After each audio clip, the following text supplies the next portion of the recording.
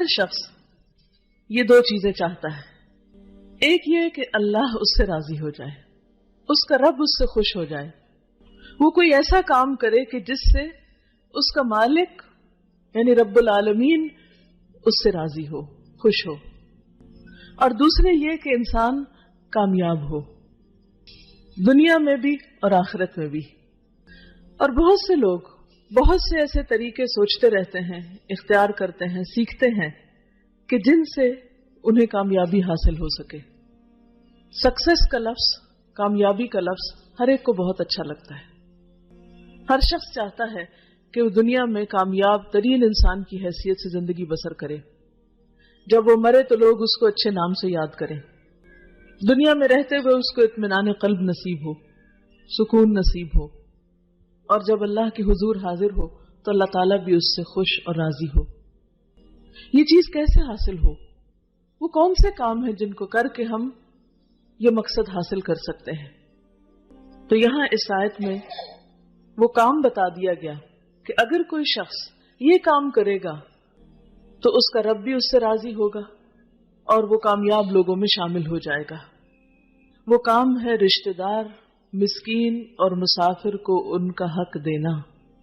عام طور پر یہ تین طرح کے لوگ ایسے ہوتے ہیں کہ جن کے ساتھ احسان کیا جائے تو جواب میں کچھ ملتا نہیں، یک طرفہ طور پہ کرنا پڑتا ہے. رشتہ دار عموماً لینے کو اپنا حق سمجھتے ہیں لیکن جواباً دینا وہ اپنا فرض نہیں سمجھتے.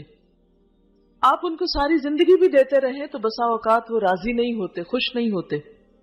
تو انسان سوچتا مجھے کیا ملا، مجھے کیا حاصل ہوا، میں نے اتنا کیا لیکن مجھے تو کچھ بھی رسپانس نہیں ملا، لہذا آج کے بعد میں تو کسی کے ساتھ کچھ نہیں کرنے والا.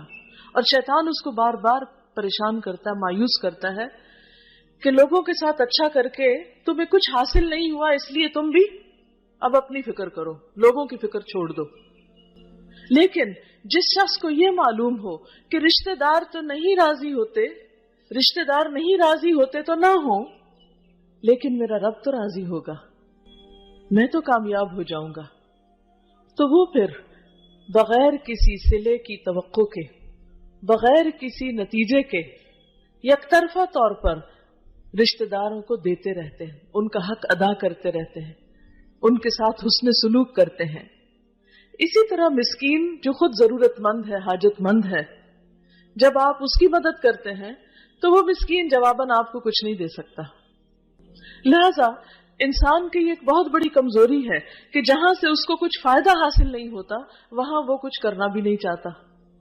لیکن جس کو یہ معلوم ہو کہ سب سے بڑا فائدہ رب کی رضا ہے اور وہ مل جائے گی تو وہ پھر اس کام میں پیچھے نہیں رہ سکتا، وہ دل کی خوشی کے ساتھ اور دوڑ دوڑ کر اس کام کو کرے گا.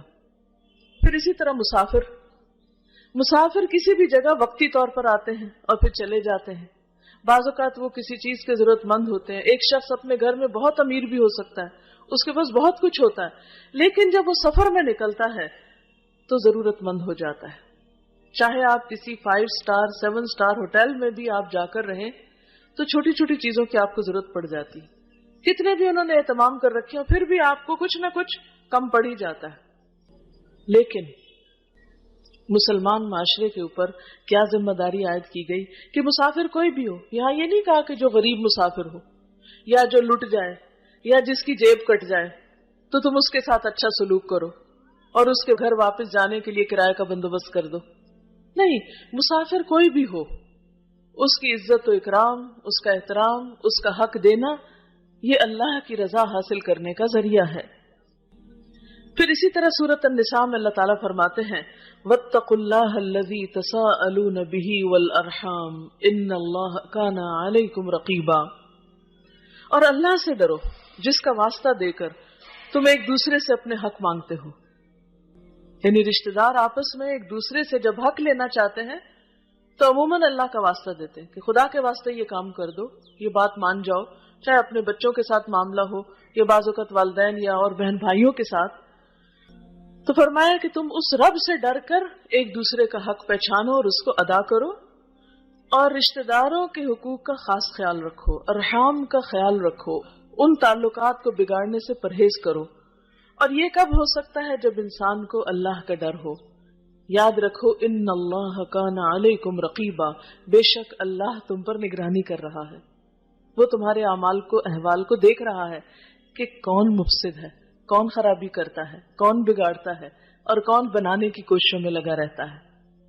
صلہ رحمی یا رشتہ داروں کے ساتھ اچھا سلوک ان صفات میں سے ہے جو ہر معاشرے کے اندر اچھی نظر سے دیکھی جاتی ہیں.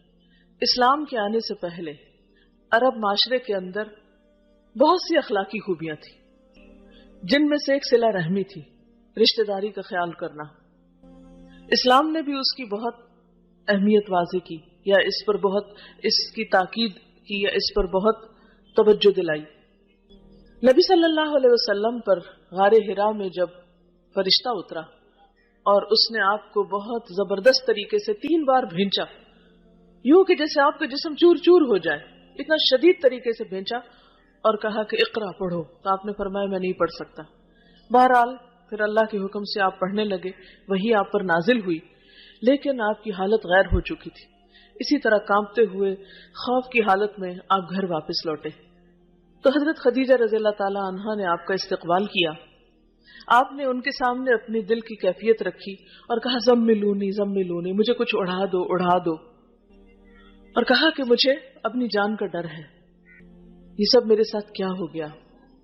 اس موقع پر حضرت خدیجہ نے کہا کلا واللہ لا یخزیک اللہ ابدا، ہرگز نہیں، اللہ کی قسم اللہ آپ کو کبھی رسوا نہیں کرے گا، آپ کو کوئی نقصان نہیں دے سکتا، آپ پریشان نہیں ہو.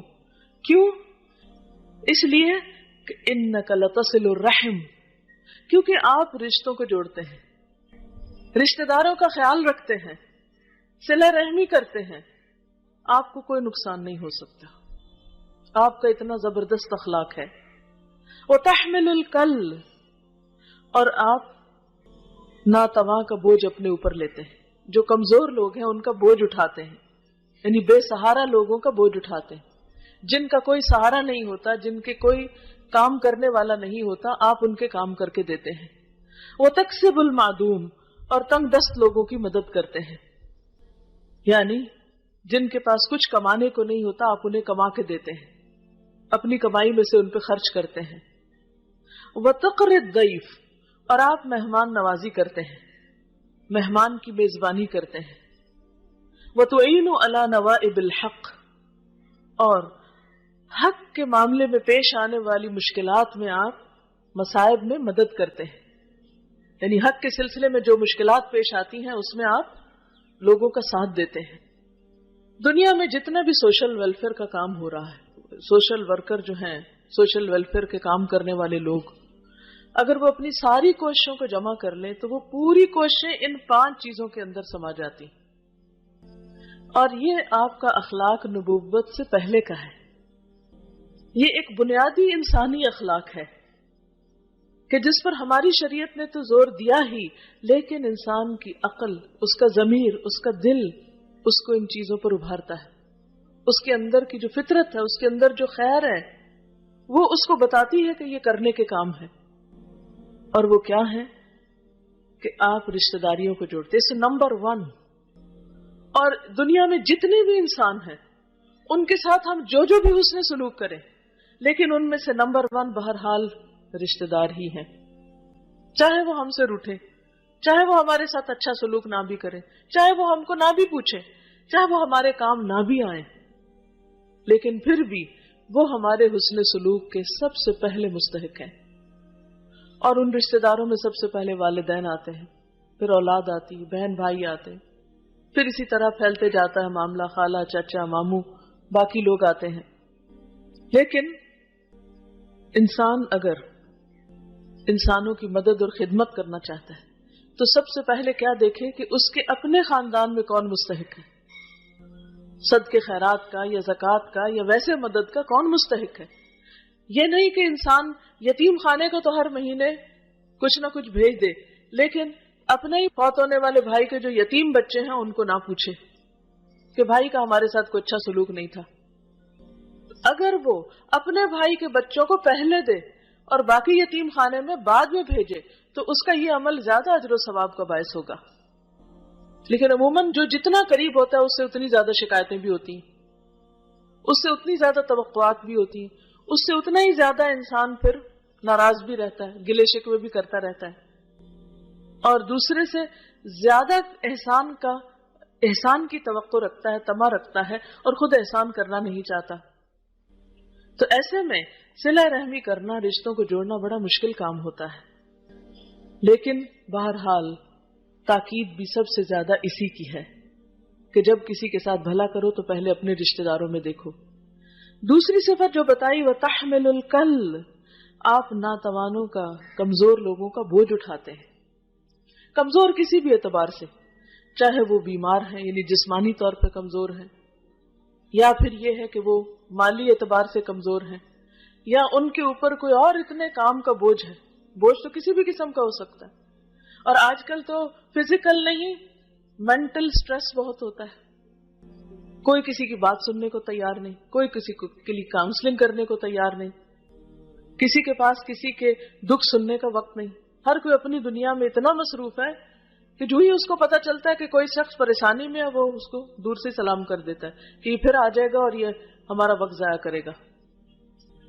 تو اس لیے نبی صلی اللہ علیہ وسلم نے جو کام کیا وہ کیا تھا, وہ تحمل الکل, کہ آپ خود جا کے جو بے سہارا بے آسرا ہوتے تھے, کوئی نابینا ہے, کوئی بڑھیا ہے, کوئی معذور ہے, سارے جتنے بھی ناتواں کمزور افراد آتے ہیں جو بوجھ تلے دبے ہوتے ہیں, ان سب کے بوجھ اٹھانے کے لیے آپ ہر دم تیار رہتے تھے. تو آپ کی یہ صفت اللہ کو بڑی پسند تھی, تو کہا اللہ آپ کو رسوا نہیں کرے گا کیونکہ آپ تو سب کے کام آتے ہیں اور خصوصاً کمزوروں کے.